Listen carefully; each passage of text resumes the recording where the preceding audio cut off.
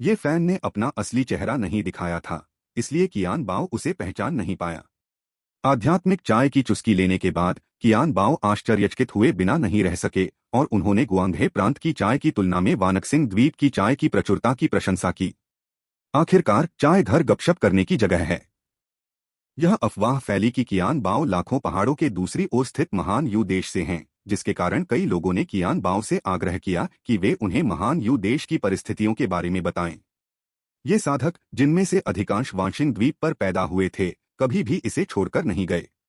वे लाखों पहाड़ों के दूसरी ओर स्थित भूमि राजवंशों के बारे में काफी उत्सुक थे। एक व्यापारी के रूप में, जिसे दोस्त बनाने में मजा आता था, कियान बाओ डुओबाओ पैवेलियन स्थापित करने के लिए 1000 पत्तों वाले शहर आए। स्वाभाविक रूप से उन्होंने मना नहीं किया और महान यू देश के मामलों पर बात करना शुरू कर दिया।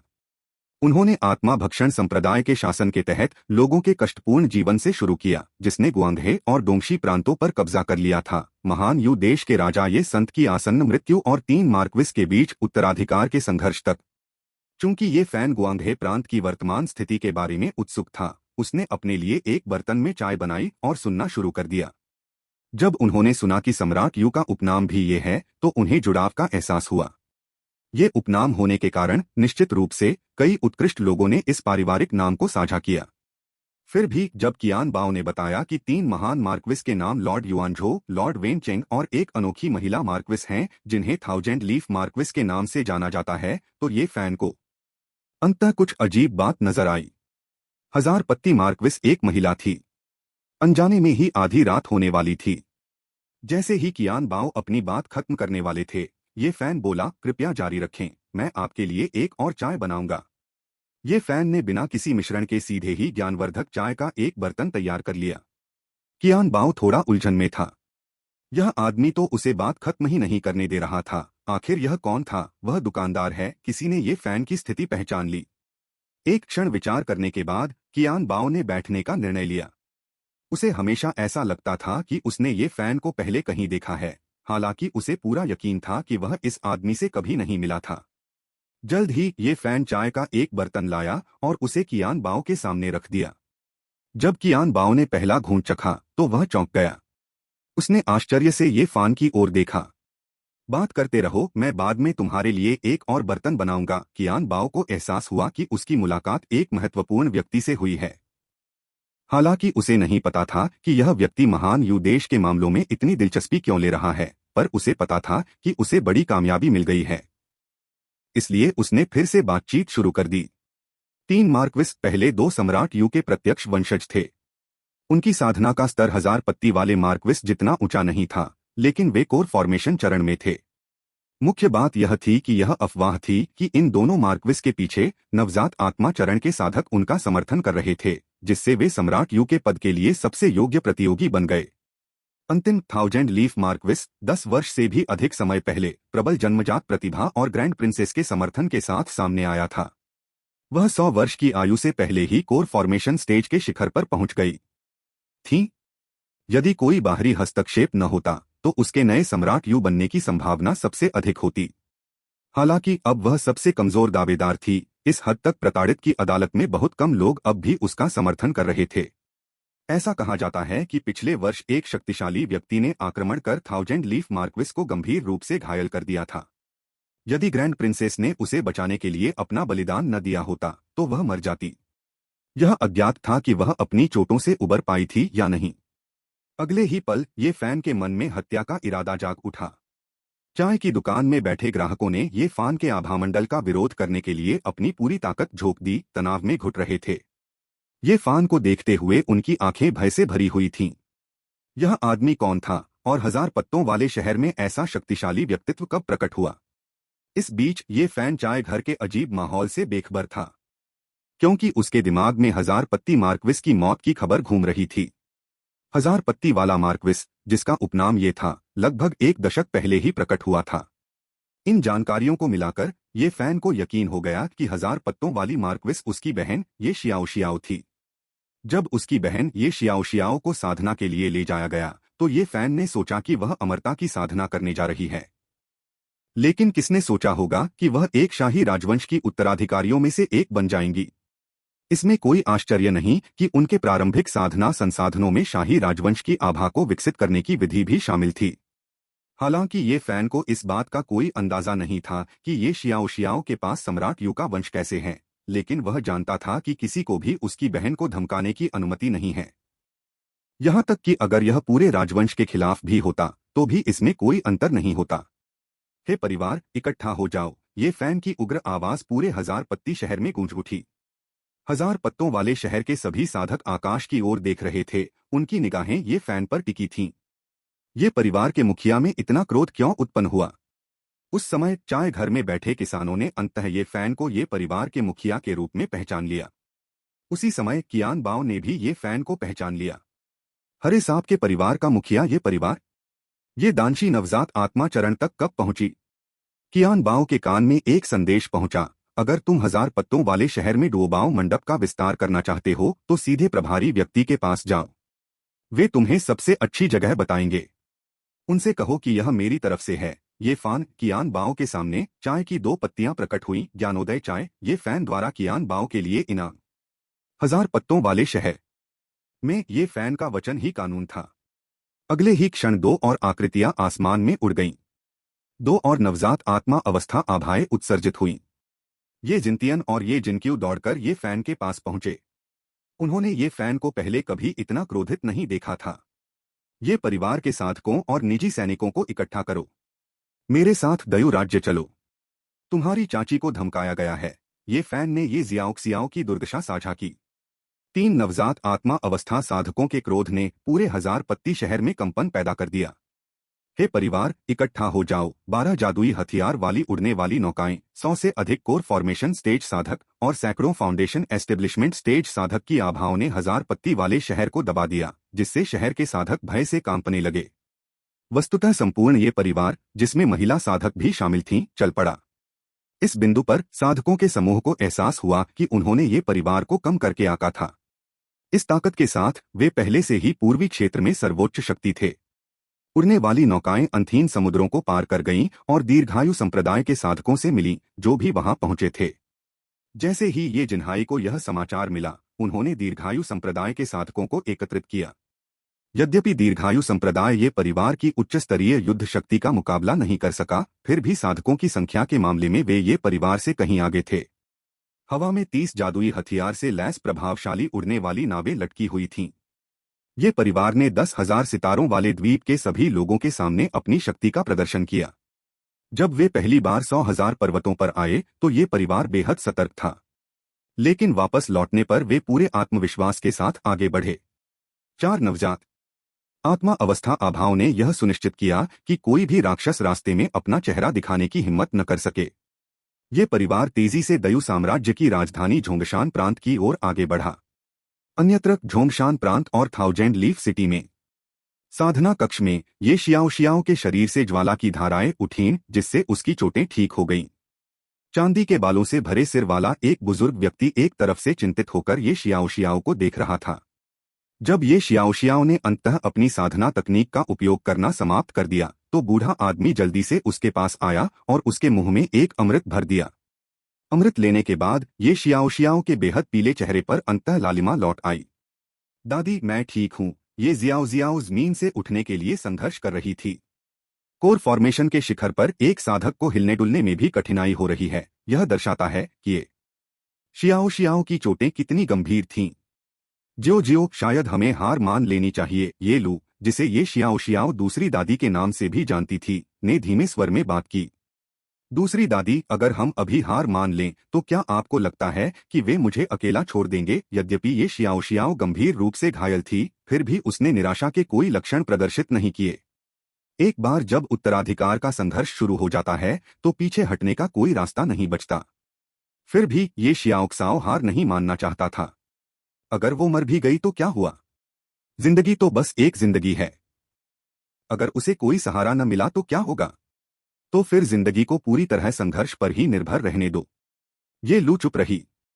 वह जानती थी कि भले ही ये शियाओ शियाओ कमजोर दिखती हो, लेकिन एक बार जब उसने कोई फैसला कर लिया तो कोई भी उसका मन नहीं बदल सकता। अफसोस की बात है कि ये लू ने ये शियाओ शियाओ को गुआंगहे प्रांत से झोंगशान प्रांत में लाकर उसे इन संघर्षों में उलझा दिया था। ये शियाओ शियाओ ने चुपचाप अपनी आंखें बंद कर लीं। वह थक चुकी थी और उसकी अंदरूनी चोटों का दर्द बहुत तेज था। हालांकि उसे अपनी निराशा प्रकट नहीं करनी चाहिए, क्योंकि एक बार इस लड़ाई में उसके कमजोर होने के संकेत दिखाई देने पर इसका मतलब होगा कि वह पहले ही हार चुकी है।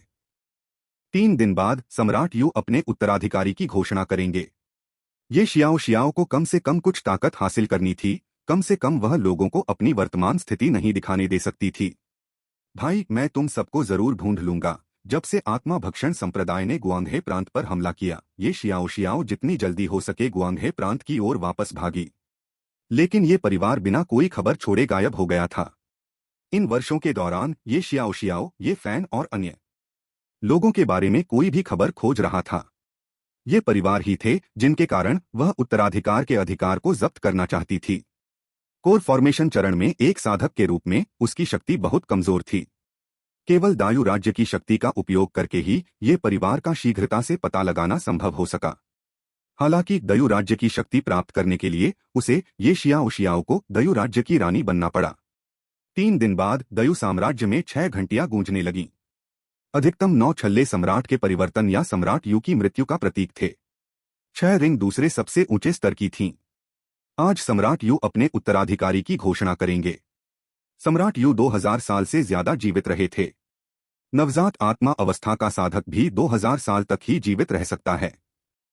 सम्राट यू अब जीवित रहने के लिए पूरी तरह से जीवन विस्तार करने वाली वस्तुओं पर निर्भर थे। हालांकि सम्राट यू के पास अब वह गरिमा नहीं थी जो नवजात आत्मा चरण के साधक के पास होनी चाहिए।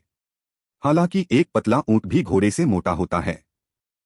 जब तक सम्राट यू जीवित थे, दयु साम्राज्य के भीतर अन्य शक्तियां अपनी सीमाओं को पार करने का साहस नहीं कर सकती थीं। हजारों पत्तों वाले मार्क्विस हवेली के भीतर ये शियाओ शियाओ ने अपने साधना कक्ष का दरवाजा खोला। उसने अपना फीनिक्स वस्त्र व्यवस्थित किया और एक बार फिर से हजारों पत्तों के मार्क्विस की गरिमा हासिल कर ली। चल पड़ो महल की ओर। महल के अंदर सभी नागरिक और सैन्य अधिकारी एकत्रित हुए थे और सिंहासन पर बैठे सम्राट यू को सम्मानपूर्वक देख रहे थे। नागरिक और सैन्य अधिकारियों के सामने 2 प्रतिष्ठित व्यक्ति सीधे खड़े थे, अन्य 2 मार्क्विस, लॉर्ड युआनझो और लॉर्ड वेन चेंग। वे दोनों अपनी भौहें सिकोड़ रहे थे, शांत दिख रहे थे, लेकिन उनमें घबराहट का भाव साफ दिखाई दे रहा था। आखिरकार आज वह दिन था जब सम्राट यू के उत्तराधिकारी का निर्धारण किया जाना था। वे दोनों जो सम्राट बनने की आकांक्षा रखते थे, वे घबराए हुए क्यों नहीं हो सकते थे। हजारों पत्तों का मार्क्विस आ गया है। हिजड़े की घोषणा के साथ ही लाल वस्त्र पहने एक महिला धीरे धीरे मुख्य हॉल में आई। नमस्कार शाही दादाजी, ये शियाओ शियाओ ने सम्राट यू के प्रति शिष्टाचारपूर्ण अभिवादन किया। उठना। सम्राट यू ने ये शियाओ शियाओ को देखा। उसकी आंखों में संतुष्टि की झलक दिख रही थी। उनकी यह पोती, यद्यपि वह एक छोटे से स्थान से आई थी, वास्तव में सम्राट यू का पक्ष जीत चुकी थी। चाहे वह उसकी प्रतिभा हो या साधना के लिए उसकी योग्यता, दोनों ही बहुत मजबूत थीं। यदि दयु राज्य को ये शियाओ शियाओ को सौंपा जा सके तो सम्राट यू का मानना था कि यह सही विकल्प होगा। हालांकि सम्राट यू यह भी जानते थे कि दयु साम्राज्य को ये शियाओ शियाओ को आसानी से सौंपना इतना आसान नहीं होगा। जब से सम्राट यू की आसन्न मृत्यु की खबर लीक हुई थी, दयु साम्राज्य के भीतर की शक्तियां अपना कदम उठाने के लिए बेचैन थीं। वे निश्चित रूप से एक प्रबुद्ध सम्राट को सम्राट यू के सिंहासन पर चढ़ते हुए चुपचाप खड़े होकर नहीं देखेंगे। लॉर्ड युआनझो और वेनचेंग ने सम्राट यू की आंखों में भाव देखा, अपना सिर नीचे कर लिया और उनकी आंखों में क्रोध की झलक दिखाई दी। वे समझ नहीं पा रहे थे कि सम्राट यू एक देहाती लड़की पर कृपा क्यों कर रहे थे। ये शियाओ शियाओ कहाँ बेहतर थी। ये शियाओ शियाओ की योग्यताएं उनसे बस थोड़ी ही बेहतर थीं, उसकी साधना का स्तर उनसे बस ज्यादा मजबूत था, उसकी प्रतिभाएं उनसे बस बेहतर थीं। थूक थूक थूक। ये शियाओ शियाओ किसी भी तरह से उनसे बेहतर नहीं था। यदि सम्राट यू ने उन्हें नहीं चुना तो सम्राट यू अवश्य ही वृद्ध होंगे। ये संत के रूप में मैंने 1800 वर्षों से भी अधिक समय तक दयु साम्राज्य पर शासन किया है। मैंने दयु साम्राज्य के पूर्वजों और ये परिवार के पूर्वजों के प्रति अपना कर्तव्य निभाया है। ये संत ने सबसे पहले अपने पुण्य कर्मों के बारे में बताया और 1 घंटे तक विस्तार से बात की। फिर उसने अपनी नजर नीचे खड़े 3 लोगों पर घुमाई। मैं बूढ़ा हो रहा हूं। आज मुझे दयु राज्य का अगला शासक चुनना है। उसके नीचे बैठे तीनों लोगों ने ऊपर देखा। लॉर्ड युआनझो और वेन चेंग की आंखें जल उठीं। वे अपना नाम सुनने की आशा में थे। ये शियाओ शियाओ ने भावशून्य चेहरा बना रखा था, लेकिन वह पहले से ही सबसे बुरे के लिए तैयार थी। भले ही वह आज वैध उत्तराधिकारी थी, लेकिन वह जानती थी कि सम्राट यू का पद हासिल करना इतना आसान नहीं होगा। इस बिंदु पर नागरिक और सैन्य अधिकारियों ने भी बोलना शुरू कर दिया। महाराज, मेरा मानना है कि लॉर्ड युआनझो सक्षम हैं। वह बकवास। जाहिर है लॉर्ड वेन चेंग ज्यादा उपयुक्त हैं। नागरिक और सैन्य अधिकारी दो गुटों में बंट गए। एक लॉर्ड वेन चेंग का समर्थन कर रहा था और दूसरा लॉर्ड युआनझो का समर्थन कर रहा था। ये लू के अलावा ये शियाओ शियाओ के पास कोई नहीं खड़ा था। ऐसा नहीं था कि ये शियाओ शियाओ का सम्मान नहीं किया जाता था, बल्कि ऐसा था कि उसे कोई समर्थन नहीं मिलता था। जब से ये शियाओ शियाओ मार्क्विस बनी है, उसके पीछे की ताकतों की गहन जांच की गई है। सुदूर गुआंगहे प्रांत के एक छोटे से परिवार से आने वाला एक मार्क्विस, वह छोटा सा परिवार भी अब चला गया था। ऐसा प्रतीत होता है कि वह नष्ट हो गया है। ऐसी पारिवारिक परिस्थितियों में किसी को भी विश्वास नहीं था कि ये शियाओ शियाओ विरासत के संघर्ष में अंतिम जीत हासिल कर सकती है। इस समय अचानक एक जबरदस्त आभा उभरी, जिससे नागरिक और सैन्य अधिकारी हांफने लगे। अब मैं अभी भी दयु साम्राज्य का सम्राट हूँ। क्या आपको मुझे सिखाने की जरूरत है कि मुझे क्या करना है? सम्राट यू की आंखें क्रोध से भर आईं और उन्होंने नागरिक और सैन्य अधिकारियों को घूरना शुरू कर दिया। तभी नागरिक और सैन्य अधिकारियों ने प्रतिक्रिया व्यक्त की, क्योंकि उन्हें एहसास हुआ कि उन्होंने अपनी सीमाएं पार कर ली हैं। दयु साम्राज्य में सम्राट यू ही निर्णय लेता था। अपनी कुंठाओं को व्यक्त करने के बाद सम्राट यू ने अंततः अपनी आभा वापस ले ली। उसकी नजरें बार बार उन तीनों पर घूम रही थीं। थोड़ी देर बाद सम्राट यू ने आखिरकार अपना मन बना लिया। मैं सम्राट यू का सिंहासन ये शियाओ शियाओ को सौंपने की योजना बना रहा हूँ। धमाका। जब ये शब्द बोले गए तो वहां उपस्थित सभी लोगों को अपने कानों पर विश्वास ही नहीं हुआ। वे समझ नहीं पा रहे थे कि सिंहासन फिर भी ये शियाओ शियाओ को क्यों दिया गया, जबकि उसकी संभावनाएं सबसे कम थीं। दोनों मार्क्विस दंग रह गए। ये जियाओ जियाओ, ये जियाओ जियाओ ही क्यों? क्या सम्राट यू नागरिक और सैन्य अधिकारियों की राय की अवहेलना कर रहे थे और उनके पीछे की शक्तिशाली ताकतों की उपेक्षा कर रहे थे? केवल ये शियाओ शियाओ ही हमेशा शांत रहा। वह जानती थी कि तूफान अभी शुरू ही हुआ है। इस भंवर में फंसे सम्राट यू के पास अब घटनाओं को पूरी तरह से नियंत्रित करने की शक्ति नहीं थी। जैसी कि उम्मीद थी, सम्राट यू के शब्द पढ़ते ही स्वामी युआनझो उठ खड़े हुए। शाही दादाजी, मैं इस फैसले को स्वीकार करने से इनकार करता हूँ। शाही दादाजी, मैं भी इसे स्वीकार करने से इनकार करता हूँ। लॉर्ड वेन चेंग भी उभर कर सामने आए। ये शियाओ शियाओ जैसी देहाती लड़की के पास सम्राट यू के भव्य पद को प्राप्त करने की क्या योग्यता है? लॉर्ड युआनझो ने घृणा से देखा। सभी की निगाहें ये शियाओ शियाओ की ओर मुड़ गईं, उसकी प्रतिक्रिया जानने के लिए उत्सुक। मानो दोनों पुरुषों की बातें न सुनते हुए ये शियाओ शियाओ सीधे सम्राट यू के पास गई और घुटनों के बल बैठ गई। ये जियाओ जियाओ शाही दादाजी के विश्वास के लिए आभारी है। ज्यो ज्यो सभी की उम्मीदों पर खरा उतरेगा और दयु देश को बेहतर बनाने में मदद करेगा। ये शियाओ शियाओ जानती थी कि चाहे कुछ भी हो, उसे पहले जिम्मेदारी स्वीकार करनी होगी।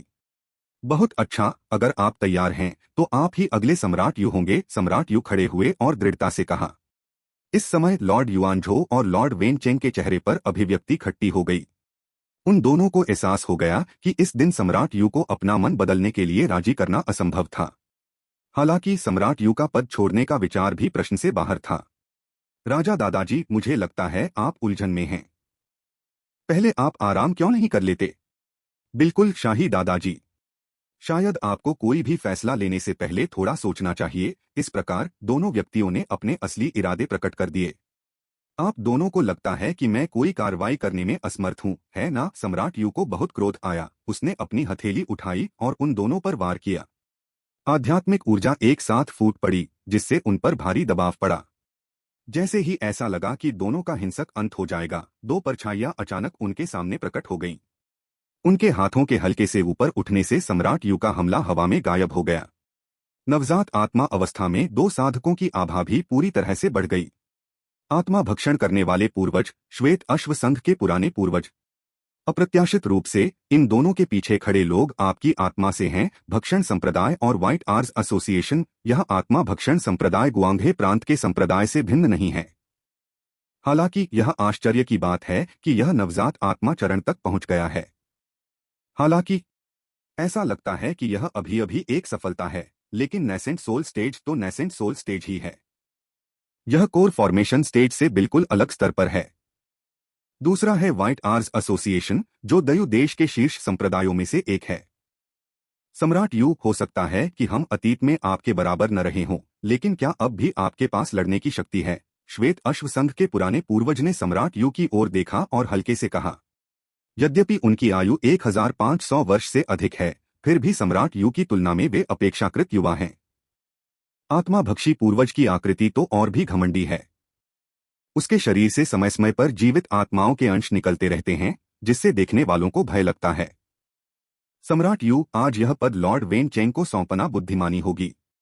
दयु देश अभी भी ये परिवार का दयु देश ही रहेगा, वरना हम नवजात आत्मा अवस्था में दो साधकों को देखकर सम्राट यू को असहायता का एहसास हुआ।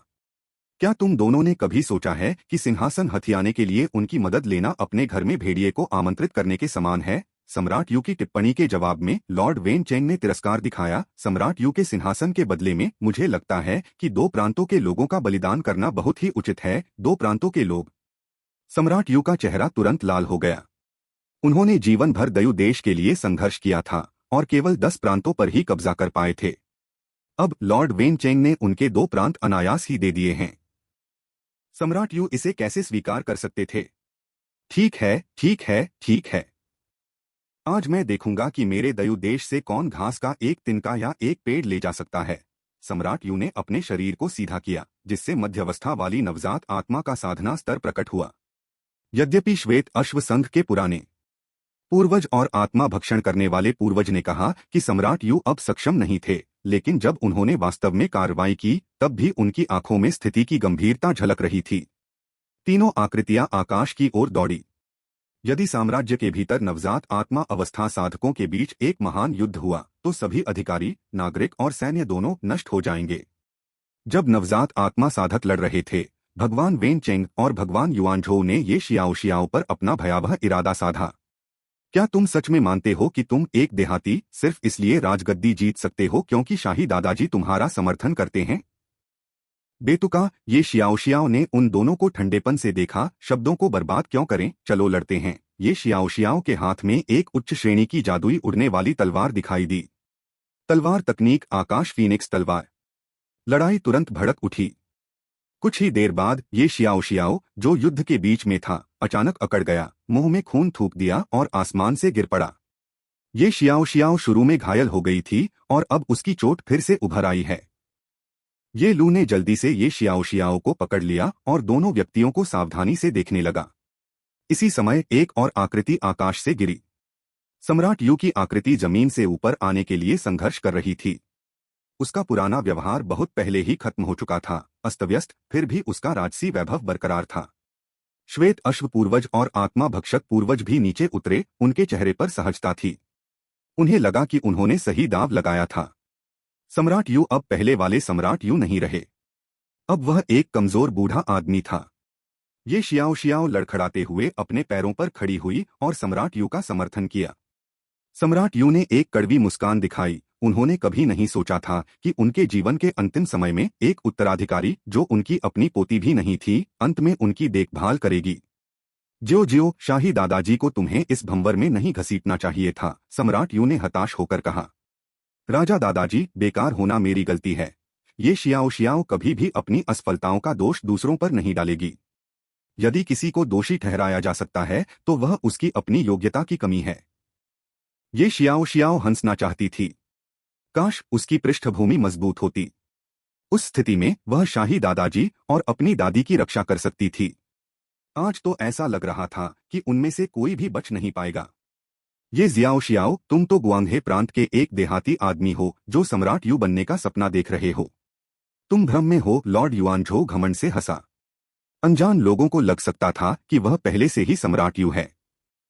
भगवान युआनझोउ के शब्दों को सुनकर आत्मा भक्षक पूर्वज की रुचि जागृत हुई। तो तुम गुआंगहे प्रांत के ये परिवार से हो? तुम्हारा परिवार भाग गया, लेकिन इस बार तुम बच नहीं सकते। मैं इस लड़की को ले जाऊंगा। यह कहते हुए आत्मा भक्षण करने वाले पूर्वज ने अनगिनत आत्माओं को छोड़ दिया जो ये शियाओ की ओर झपटी। ये लू ये शियाओ के सामने खड़ी हो गई और उसके भीतर स्वर्ण कोर को विस्फोटित कर दिया। ज्यो भागो, उसने कहा। अपनी आखिरी ताकत के साथ उसने ये शियाओ को दूर फेंक दिया। भाग रहे हो? अगर तुम भागोगे तो मैं इन लोगों की आत्माओं को 10,000 भूतों के गड्ढे में फेंक दूंगा। क्या तुम सचमुच उन्हें इतनी पीड़ा सहने दे सकते हो? आत्मा भक्षण करने वाले पूर्वज ने बमुश्किल होश में आए ये लू को पकड़ रखा था। उन्हें इस बात का कोई डर नहीं था कि ये शियाओ शियाओ भाग जाएगा। ये शियाओ शियाओ रुक गई और उसका चेहरा पीड़ा से भर गया। भाई तुम कहाँ हो? ये शियाओ शियाओ ने खुद से बुदबुदाया, अपनी आंखें बंद कर लीं और ऐसा लगा जैसे उसने हार मान ली हो। ठीक इसी समय शाही शहर के ऊपर आकाश में दर्जनों उड़ने वाली नावें दिखाई दीं। कौन कहता है कि ये परिवार लोगों के बिना है? कौन कहता है कि ये शियाओ शियाओ का कोई समर्थन नहीं है? यह आवाज पूरे शहर में गूंज उठी जब 4 नवजात आत्मा अवस्था आभाएं इंपीरियल शहर की ओर तेजी से बढ़ी। ये फैन अंततः आ गया। एक पल में ये जिंतियन अंतरिक्ष को चीरता हुआ ये शियाओ शियाओ के पास पहुंचा और उसका समर्थन किया। चाची क्या आप ठीक हैं? ये जिंतियन ने जल्दी से अपने बैग से अमृत का एक गुच्छा निकाला और उसे ये शियाओ शियाओ के मुंह में ठूंस दिया। इस दृश्य ने लॉर्ड युआनझो और अन्य लोगों को अचंभित कर दिया। चौथी श्रेणी के अमृत 10 से ज्यादा। जिस तरह के अमृत के बारे में वे सपने में भी नहीं सोच सकते थे, उसे यूं ही ये शियाओ शियाओ के मुंह में ठूंस दिया गया। यहां तक कि आत्मा भक्षी पूर्वज और सफेद घोड़े वाले पूर्वज भी थोड़ा हैरान थे। बाकी सब कुछ छोड़ दें तो सिर्फ यह वित्तीय शक्ति ही डराने वाली थी। क्या वे सोचते थे कि चौथी श्रेणी के अमृत निःशुल्क थे? तो तुम ही मेरे ये परिवार को परेशान कर रहे हो? उसे थप्पड़ मारो। वाह! ये जिन्हाई ने तुरंत कार्रवाई की। एक कर्कश ध्वनि के साथ आत्मा भक्षण करने वाला पूर्वज उड़ गया। पूरा दृश्य मृत शांति में डूब गया। श्वेत अश्व पूर्वज चौंक गया, एक पल में कई मील पीछे हट गया और सावधानी से ये फैन और अन्य लोगों को देख रहा था। ये फैन के पास सफेद घोड़े के पूर्वज पर ध्यान देने का समय नहीं था। वह तुरंत ये शियाओ शियाओ के पास लौट आया। उसका चेहरा चिंता से भरा हुआ था। ये फैन को देखते ही ये शियाओ शियाओ की आंखें लाल हो गईं। भाई, नाना को बचाओ, पहले नाना को बचाओ। नाना, ये कैसा उपनाम है? लेकिन ये फैन के पास ये शियाओ शियाओ के उपनाम पर सवाल उठाने का समय नहीं था। वह तुरंत जमीन पर पड़ी बूढ़ी औरत के पास गया। ये लू की चोटों की जांच करने के बाद ये फैन ने भौहें चढ़ाई। ये चोटें थोड़ी परेशान करने वाली थीं। कोर फॉर्मेशन स्टेज साधक के लिए शरीर के भीतर का सुनहरा कोर सबसे महत्वपूर्ण है। स्वर्णिम कोर के बिना साधकों के पास समय के प्रकोप का प्रतिरोध करने का कोई रास्ता नहीं है। लेकिन अगर यह कोई ऐसा व्यक्ति है जिसकी ये शियाओ शियाओ को परवाह है, तो ये फैन निश्चित रूप से उसे बचाएगा। ये फैन ने तुरंत चौथी श्रेणी का अमृत दिव्य पुनर्स्थापना गोली निकाली और उसे ये लू के मुंह में ठूंस दिया। फिर उसने ये लू के वृद्ध शरीर को पोषण देने के लिए एक दीर्घायु गोली निकाली। ये लू ये फैन की बाहों में स्तब्ध होकर जाग उठी। अभी तक जो हो रहा था उस पर प्रतिक्रिया करने में सक्षम नहीं थी। लेकिन जब उसने ये फैन का चेहरा स्पष्ट रूप से देखा तो ये लू अचानक उत्साहित हो गई। उसकी आवाज भावनाओं से भर गई। तुम लिटिल फैन हो? यह नाम सुनकर ये फैन की उलझन और गहरी हो गई। यह बूढ़ी औरत, वह उसे क्यों पहचानती है? इसके अलावा यह बूढ़ी औरत उसे इतनी परिचित क्यों लगती है? ये फैन ने याद करने की बहुत कोशिश की, लेकिन वह कुछ भी समझ नहीं सका। छोटे फैन, मैं तुम्हारी नानी हूं। धमाका! ऐसा लगा जैसे ये फैन के दिमाग में बिजली कौंध गई हो और उसकी बंद यादें अचानक जाग उठीं। जब वह युवा थे तो उन्हें जीवन बहुत अच्छा लगता था। बाद में ऐसा लगा कि कुछ हुआ है और उनका परिवार अचानक डोंगजियांग गांव में चला गया। उस वक्त ऐसा लग रहा था जैसे कोई बूढ़ा आदमी और औरत उन्हें विदा करने आए हों, उन्हें अनिच्छा से पकड़े हुए उनके दादा और भाई कहकर पुकार रहे हों। वह चेहरा धीरे धीरे उनके सामने वाले चेहरे से लिपट गया। तुम नाना हो, तुम नाना हो। ये फैन की आवाज भी उत्साहित हो गई। ये फैन की याद में जब वह युवा था और अभी भी उस महल में रहता था, तो उसके नाना उसके प्रति सबसे दयालु थे। वह अक्सर नानी से स्वादिष्ट चीजें ले आता था। शायद यही स्वादिष्ट चीजें थीं जिनकी वजह से ये फैन को आज भी अपनी यादें याद हैं। नाना, छोटे फैन, अपनी मृत्यु के बाद भी मैं तुम्हें फिर से देख सकता हूँ। मेरा जीवन सार्थक था। ये शियाओ शियाओ का जन्म ये फैन के परिवार के डोंगजियांग गांव में स्थानांतरित होने के बाद हुआ था। ये लू की ये शियाओ शियाओ के प्रति भावनाएं उतनी गहरी नहीं थीं जितनी ये फैन के प्रति थीं। ये फैन वह था जिसे ये लू ने बड़ा होते हुए देखा था। अब ये फैन को देखकर ये लू कैसे उत्साहित न हो सकती थी। ये फैन अपनी अचानक वापस आ गई याददाश्त को लेकर बहुत हैरान था। भले ही उसकी पारिवारिक पृष्ठभूमि खराब हो गई हो, फिर भी उसके माता पिता ये शियाओ शियाओ को बेचकर उसकी शादी क्यों करवाएंगे? ये फैन के पास बहुत सारे प्रश्न थे, लेकिन अभी पूछताछ करने का उचित समय नहीं था। नाना, पहले आप आराम करें, मैं इस स्थिति को सुलझा लूं। ये फैन ने ये लू को ये जिनलों की बाहों में डाल दिया, फिर अपनी निगाहें सफेद घोड़े के पूर्वज और पहले से ही जागृत आत्मा भक्षक पूर्वज पर घुमा दी। आप कौन हैं? आत्मा भक्षण करने वाले पूर्वज का चेहरा उदास था। वह सोच रहा था कि दयु देश को इतने सारे नवजात आत्मा चरण साधक कब मिल गए। इसके अलावा ये नवजात आत्मा चरण साधक उस देहाती लड़की का बचाव करते प्रतीत हो रहे थे। मैं कौन हूँ? क्या तुम्हारा आत्माभक्षी संप्रदाय मुझे ढूंढ नहीं रहा है? ये फैन के पीछे अमर वध करने वाली 4 तलवारें उड़ गईं, जो आत्मा भक्षण करने वाले पूर्वज की ओर इशारा कर रही थीं। आत्मा भक्षण करने वाले पूर्वज को 4 ताओवादी कलाकृतियों को देखकर रीढ़ में ठंडक महसूस हुई। बेचारा आत्मा भक्षक पूर्वज, वह अंतः नवजात आत्मा चरण तक पहुंच गया था, लेकिन उसके पास एक भी ताओवादी कलाकृति नहीं थी। ऐसा नहीं है कि वह इसे खरीदना नहीं चाहता था, बल्कि वह इसे खरीदने में सक्षम नहीं था। अन्यथा उन्होंने लॉर्ड वेन चेंग के साथ सहयोग नहीं किया होता। क्या यह सिर्फ दयु देश से संसाधन प्राप्त करने के लिए नहीं था? ये फैन की बातें सुनकर और ये शियाओ को देखकर आत्मा भक्षण करने वाले पूर्वज अचानक चौंक गए। तुम ये परिवार से हो? आत्मा भक्षी पूर्वज को बड़ा आश्चर्य हुआ। ये लोग कैसे हो सकते हैं? ये परिवार से? यदि ये परिवार के पास इतनी शक्ति थी, तो जब आत्मा भक्षण संप्रदाय ने गुआंगहे प्रांत पर कब्जा कर लिया, तो उन्हें भागने की क्या जरूरत थी? ये फैन ने शब्दों को बर्बाद करना जारी नहीं रखा। वध करने वाले अमर की 4 तलवारें तुरंत उड़ गईं। ये लू की स्थिति में देरी नहीं की जा सकती थी। अब उसके जीवन को लंबा करने का केवल एक ही तरीका है, झूठी नवजात आत्मा। यदि ये लू एक झूठी नवजात आत्मा को संघनित कर सकती है, तो स्वाभाविक रूप से उसकी चोटें अब कोई समस्या नहीं होंगी। उनसे पहले 2 बहुत अच्छी सामग्रियां थीं। अमर वध करने वाली 4 तलवारें तलवार क्यूई के 4 लंबे ड्रैगन में परिवर्तित हो गईं, जो आत्मा भक्षण करने वाले पूर्वज और सफेद घोड़े वाले पूर्वज की ओर तेजी से बढ़ रही थीं। आत्मा भक्षण करने वाले पूर्वज का शरीर तुरंत ही बड़ी मात्रा में जीवित आत्माओं से भर गया, जो उसे बचाने के लिए काले धुंध में बदल गए तथा फिर उसे लपेटकर मुख्य हॉल के बाहर की ओर भाग गए। सफेद घोड़े के पूर्वज ने सीधे ही सफेद घोड़े का रूप धारण कर लिया और बाहर की ओर दौड़ पड़े। दोनों ने अपने दिव्य कौशल का प्रदर्शन किया। प्रत्येक एक दूसरे से आगे निकलना चाहता था। अगर वे एक दूसरे से आगे निकल जाएं, तो उनके बचने की उम्मीद है। एक साथी ताओवादी की मौत, बेचारे ताओ की मौत नहीं। जहां तक ये फैन पर हमला करने की बात है, तो उन्होंने ऐसा विचार मन में लाने की बिल्कुल भी हिम्मत नहीं की। ये फैन ने अपनी साधना का स्तर नहीं छिपाया। उसकी नवजात आत्मा अवस्था की साधना बिना किसी संदेह के प्रकट हो गई। ये फैन की 4 ताओवादी कलाकृतियों के साथ ये फैन से सीधे लड़ना आत्महत्या होगी। दौड़ना। लेकिन उन्होंने कितनी भी कोशिश की, सब व्यर्थ रहा। मारना। अमर वध की 4 तलवारें तुरंत तलवारों की व्यूह रचना में बदल गईं तथा दोनों नवजात आत्मा अवस्था साधकों को घेर लिया। एक वार के बाद सफेद घोड़े का पूर्वज गिर गया और उसके शरीर में नवजात आत्मा भागने की कोशिश कर रही थी, लेकिन ये फैन ने उसे पकड़ लिया। मन फट पड़ा और तुरंत ही सफेद घोड़े की आत्मा और आत्मा नष्ट हो गई। पूर्वज। फिर ये फैन नवजात आत्मा को पकड़े हुए ये लू के पास आया। दूसरी आंटी, मैं अभी आपकी चोटों को ठीक करने में आपकी मदद करने जा रहा हूँ, विरोध मत करना। ये फैन ने सीधे तौर पर ये लू के शरीर में नवजात आत्मा को परिष्कृत किया, जिससे उसे नवजात आत्मा को संघनित करने में सहायता मिली।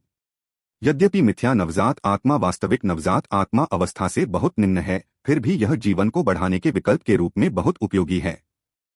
ये लू की आभा तुरंत बढ़ने लगी। यह दृश्य देखकर वहां उपस्थित अन्य लोग दंग रह गए। एक नवजात आत्मा अवस्था साधक की मौके पर ही मौत हो गई। ये लोग कौन हैं? एक अन्य नवजात आत्मा अवस्था साधक एक स्थान पर अटका हुआ है तथा वध के लिए प्रतीक्षा कर रहे मेमने जैसा दिख रहा है। वहां मौजूद नागरिक और सैन्य अधिकारी ये फान और बाकियों को देखकर पसीने से तरबतर हो गए। दुविधा थी कि रुकें या चले जाएं। सबसे हताश लोग लॉर्ड वेन चेंग और लॉर्ड युआनझो थे। जब वे सफल होने ही वाले थे, तो अचानक स्थिति बदल गई। उनके समर्थक 2 नवजात आत्मा चरण साधक बस ऐसे ही गिर पड़े। वे इस अचानक परिवर्तन को कैसे स्वीकार कर सकते थे? ये शियाओ के प्रति उनकी नजर तिरस्कार से आतंक में बदल गई। ये लोग स्पष्ट रूप से ये शियाओ के समर्थक थे। इसके अलावा ऐसा प्रतीत होता है कि ये समर्थक पहले ही दयु साम्राज्य से आगे निकल चुके हैं।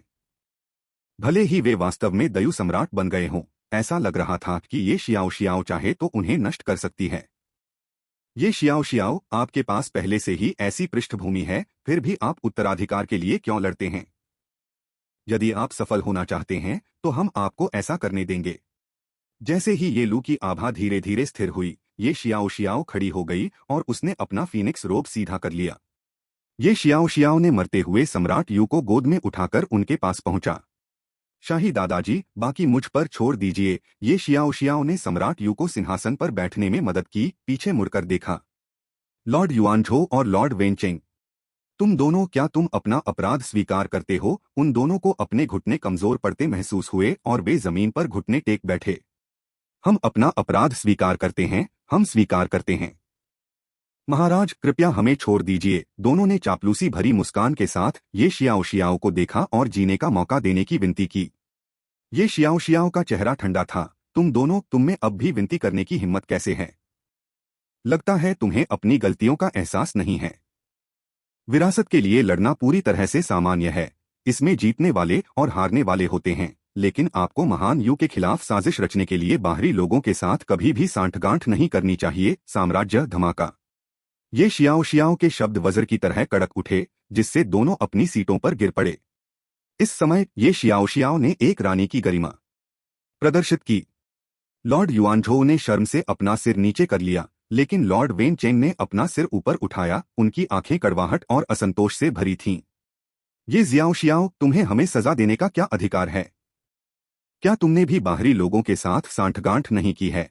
इन शब्दों पर सभी अधिकारियों ने अपना सिर ऊपर उठा लिया। ये अचानक प्रकट हुए किसान कौन थे? क्या यह हो सकता है कि ये शियाओ शियाओ ने वास्तव में महान यू साम्राज्य के बाहर की ताकतों के साथ मिलीभगत की है? जिन लोगों को हमने आमंत्रित किया था वे कम से कम महान यू साम्राज्य के साधक थे, लेकिन आपके लोग महान यू साम्राज्य से नहीं हैं, है ना? सभी ने ये शियाओ शियाओ की ओर अपनी निगाहें घुमाईं, उनसे जवाब पाने की उम्मीद में। इससे पहले कि ये शियाओ शियाओ जवाब दे पाता, सम्राट यू बोल पड़ा। ये लोग बाहरी नहीं हैं। धमाका। सम्राट यू के शब्दों से दर्शकों में हंगामा मच गया। बाहरी लोग नहीं? क्या ये लोग भी राजपरिवार से हो सकते हैं? लेकिन उन्हें यह कैसे पता नहीं चला कि राजपरिवार में इतने सारे नवजात आत्मा अवस्था साधक थे? मुझे विश्वास नहीं हो रहा, शाही दादाजी। आपको ये शियाओ शियाओ के लिए बहाने बनाने की जरूरत नहीं है। ये लोग बाहरी हैं। मैं ये शियाओ शियाओ का सिंहासनारोहण स्वीकार करूंगा, लेकिन मैं अपनी हार स्वीकार नहीं कर सकता, क्योंकि मैंने महान यू साम्राज्य के खिलाफ कोई साजिश नहीं रची है। ये शियाओ शियाओ ही असली गद्दार है। लॉर्ड वेन चेंग ने अपना सिर ऊंचा रखा और वे बहादुर दिखाई दिए। हालांकि वास्तव में लॉर्ड वेन चेंग जीवित रहने का अपना आखिरी मौका तलाश रहे थे। अगर वह इस बात की पुष्टि कर सके कि ये शियाओ शियाओ ने बाहरी लोगों को भी बुलाया था, तो सभी को राज्य के खिलाफ साजिश रचते हुए देखा जाएगा। शायद सम्राट यू उसकी जान बख्श दें। पर्याप्त। सम्राट यू अचानक खड़े हो गए और अधिकारियों पर अपनी नजर डाली। चूंकि आप सब जानना चाहते हैं, तो मैं आपको बता दूं कि ये लोग कौन हैं। ये लोग मेरे तीसरे भाई के परिवार से हैं, सम्राट यू का तीसरा भाई। श्रोतागण में उपस्थित वरिष्ठ अधिकारियों ने एक गौरवशाली व्यक्तित्व को याद किया। महान यू साम्राज्य के युद्ध देवता, अजय सेनापति, पर्वत राजा। पर्वतीय राजा एक समय में एक गौरवशाली व्यक्ति था, जिसने महान यू साम्राज्य के आधे क्षेत्र के लिए लड़ाई लड़ी थी। हालांकि महान यू साम्राज्य के साथ महान युद्ध के बाद पर्वत राजा गायब हो गया। कुछ लोगों ने कहा कि पर्वत राजा की मृत्यु हो गई है, जबकि अन्य ने कहा कि वह थक गए हैं और सेवानिवृत्त हो गए हैं। लेकिन केवल इन पुराने अधिकारियों को ही पता था कि पर्वत राजा गंभीर रूप से घायल हो गया था। उसकी साधना का स्तर पूरी तरह से नष्ट हो गया था। उन दिनों कई अधिकारियों को एक महान योद्धा के निधन पर दुख हुआ। इसका मतलब यह था कि ये लोग पर्वत राजा के वंशज थे। पर्वत राजा की उपाधि वंशानुगत थी, तो क्या ये फैन नया पर्वत राजा था? एक सैन्य अधिकारी ने अश्रुपूर्ण आंखों से घुटनों के बल बैठकर कहा, नमस्कार पर्वतराज। इसके बाद अधिकाधिक अधिकारी घुटनों के बल बैठ गए। नमस्कार पर्वतराज। लॉर्ड वेन चेंग ने अपनी सारी गति खो दी और जमीन पर गिर पड़े। पर्वत राजा, ये लोग बाहरी नहीं थे, बल्कि उनके अपने शाही भाई थे। ये परिवार की वास्तविक प्रत्यक्ष रेखा। ये फैन की ओर से उसने अंततः अपना हमला रोक दिया और अपनी जादुई शक्ति वापस ले ली। ये लू ने सफलतापूर्वक एक नवजात आत्मा का निर्माण किया। न केवल वह सुरक्षित थी, बल्कि उसका जीवनकाल भी 1500 वर्ष बढ़ गया था। यह एक छिपे हुए आशीर्वाद की तरह था। जब ये फान ने भीड़ को उसे पर्वत राजा कहकर पुकारते सुना, तो वह दंग रह गया। वह तथाकथित पर्वत राजा कब बन गया? क्या ऐसा हो सकता है कि महान यू साम्राज्य उसे अपना पर्वत राजा बनाना चाहता था?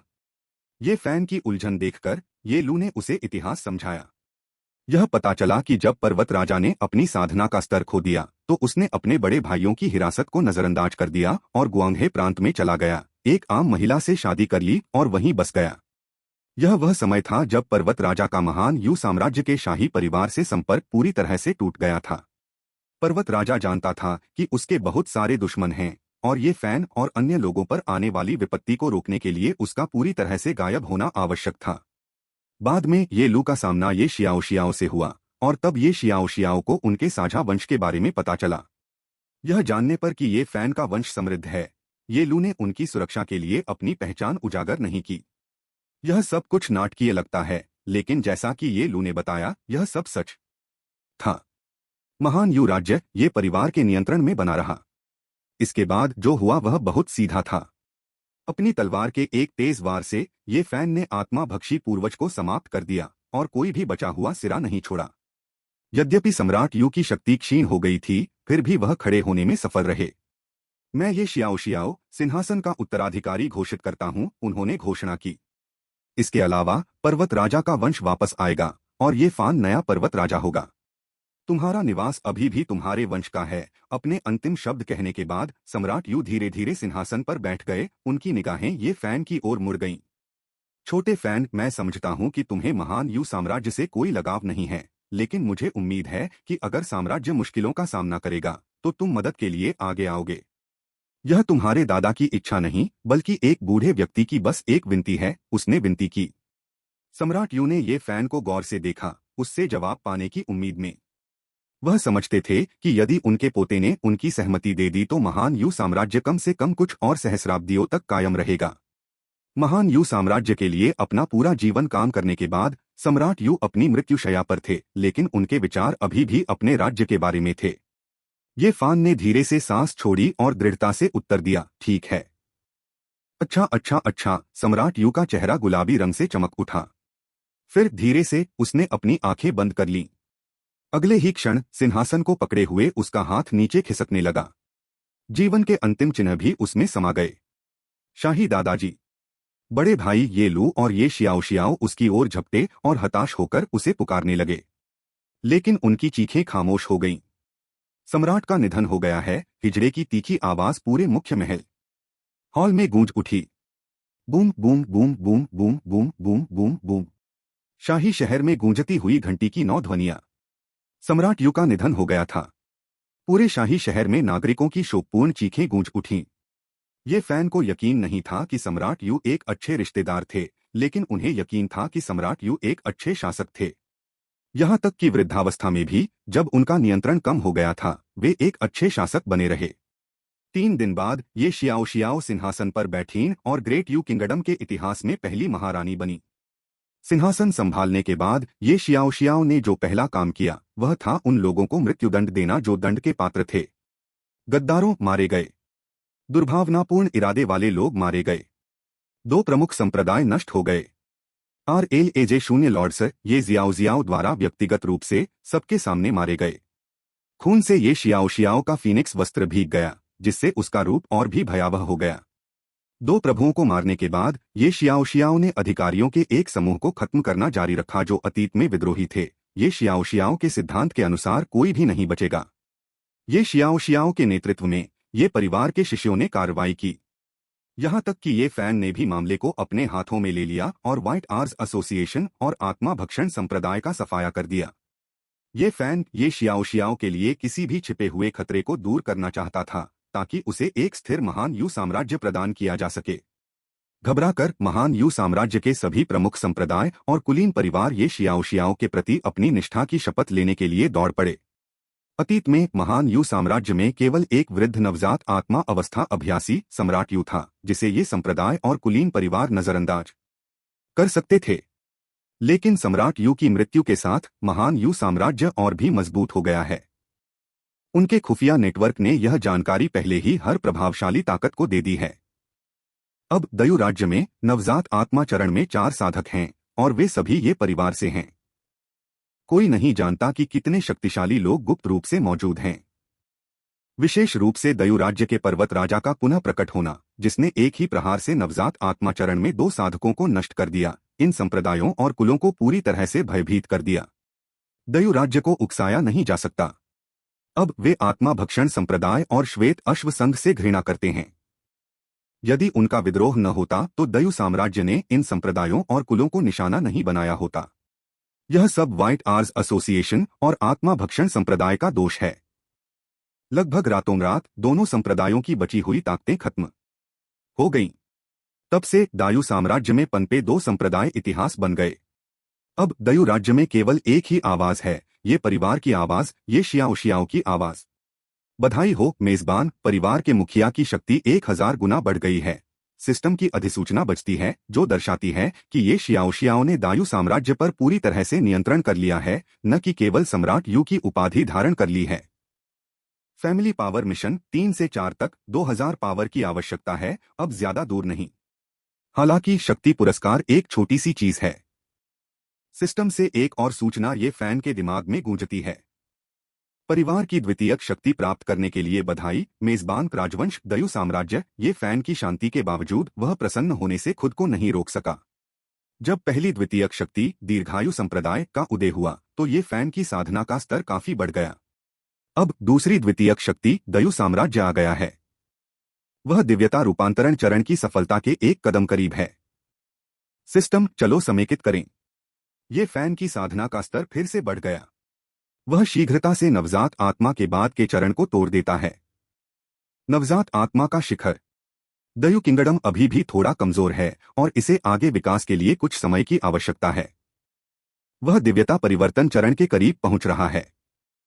भाई, ये रूप शिशु जड़ी बूटियां शाही बगीचों में पाई गईं और ये आध्यात्मिक दवाएं 2 शक्तियों में पाई गईं। ये शियाओ ने ये फैन को एक भंडारण बैग दिया जिसमें 12 रूप शिशु जड़ी बूटियां और अन्य चौथे क्रम की आध्यात्मिक दवाएं थीं। दयु साम्राज्य, जो हजारों वर्षों से अस्तित्व में है, के पास वास्तव में प्रचुर संसाधन हैं। एक बगीचे में पूरे 12 फॉर्म शिशु जड़ी बूटियां थीं। इससे पहले दयु साम्राज्य के पास चौथे क्रम का कीमियागर नहीं था, इसलिए संसाधनों के साथ भी वे कीमिया का प्रदर्शन नहीं कर सकते थे।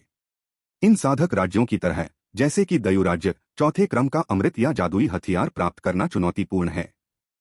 अन्यथा नवजात आत्मा स्तर पर इतने कम साधक नहीं होते। शिशु रूप जड़ी बूटियां प्राप्त करने के बाद ये फैन ने कोई समय बर्बाद नहीं किया और तुरंत शिशु निर्माण अमृत को परिष्कृत करना शुरू कर दिया। अब शिशु निर्माण अमृत को परिष्कृत करना ये फैन के लिए बहुत आसान है। केवल 1 महीने के समय में ये फैन ने 12 शिशु निर्माण अमृतों को सफलतापूर्वक परिष्कृत किया। ये परिवार का साधना स्तर, जो लंबे समय से स्थिर था, अंततः फिर से बढ़ने लगा। नवजात आत्मा चरण को तोड़ना मुख्य प्रवृत्ति बन गई। ये जियाओ सफलता, ये जिनलोंग, ये जिनक्यू, ये किंग सफलता। ये फैन ने शेष शिशु निर्माण अमृत को बाद के लिए रख लिया। ये परिवार में ऐसे बहुत से लोग थे जो अभी तक सफल नहीं हो पाए थे। ये शिशु निर्माण अमृत अभी भी पर्याप्त नहीं थे। दयु राज्य में मामलों को निपटाने के बाद ये फैन जल्दी में नहीं गया। इसके बजाय वह दयु राज्य द्वारा उसे दी गई हवेली में चला गया, जो पूर्व पर्वत राजा की हवेली थी। पर्वत राजा का भवन विशाल और अमूल्य था, लेकिन ये फैन के लिए यह ठीक था। ये परिवार के ज्यादातर लोग भी 10,000 सितारों वाले द्वीप पर वापस लौट आए थे। यही ये परिवार का ठिकाना था। अगले दिन ये लू को ये फैन मिल गया। छोटे फैन, अब समय आ गया है कि हम तुम्हें हमारे ये परिवार के मामलों के बारे में बताएं। आजकल ये फैन ये परिवार में सबसे बड़ी ताकत थी। स्वाभाविक रूप से वह ये परिवार के रहस्यों को जानने के लिए योग्य था। ये लू ने ये फैन के सवालों का जवाब देना शुरू किया। तो ये फैन के माता पिता बहुत पहले युद्ध में मारे गए थे। ये फैन का पालन पोषण उसके जैविक माता पिता नहीं बल्कि उसके पालक माता पिता कर रहे थे। वे यह भी नहीं जानते थे कि ये फैन असल में कौन था। फिर ये लू ने ये फैन को दयु साम्राज्य की पृष्ठभूमि फिर से समझाई। ये परिवार मूल रूप से पूर्वी बंजर भूमि से नहीं था, बल्कि पूर्वी सद्भाव भगवान प्रांत से था। साधना का क्षेत्र विशाल है, जो 7 महान देव प्रांतों में विभाजित है। ईस्ट वेस्टलैंड से 10 मिलियन मील पूर्व की ओर ईस्ट हार्मनी गॉड प्रांत स्थित है।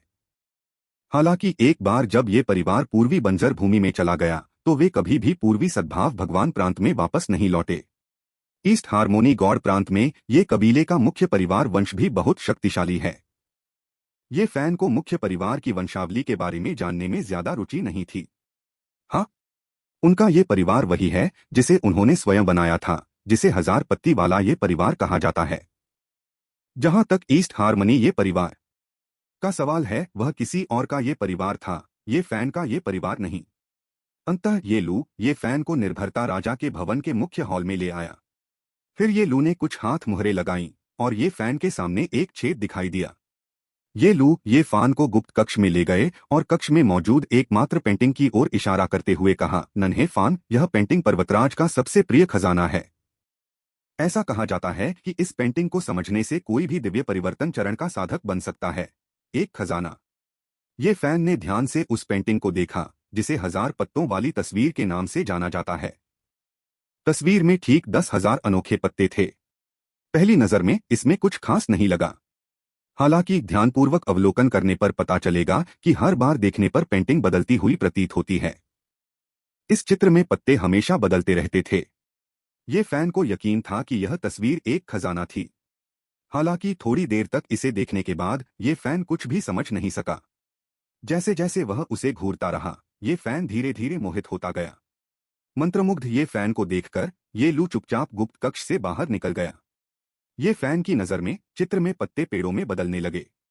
पत्तों की शिराओं में कुछ सार्वभौमिक सत्य छिपे हुए प्रतीत होते थे। अचानक ये फैन को अपने सिर में तेज दर्द महसूस हुआ और वह बेहोश हो गया। थोड़े ही समय में ये फैन की आध्यात्मिक आत्मा की शक्ति समाप्त हो गई। फिर भी कम से कम अब ये फैन को चित्र की कुछ समझ आ गई थी।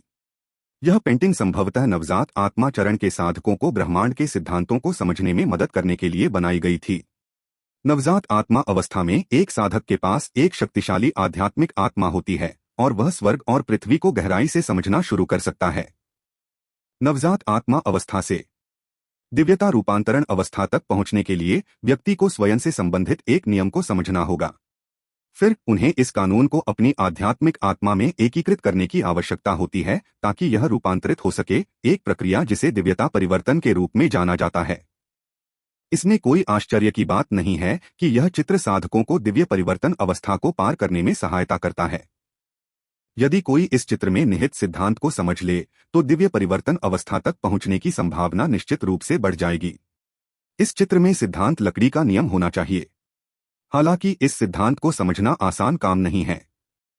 ये फैन के वर्तमान ज्ञान स्तर को देखते हुए बिना किसी सहायता के इस पेंटिंग को पूरी तरह से समझने में उसे सैकड़ों साल लगेंगे।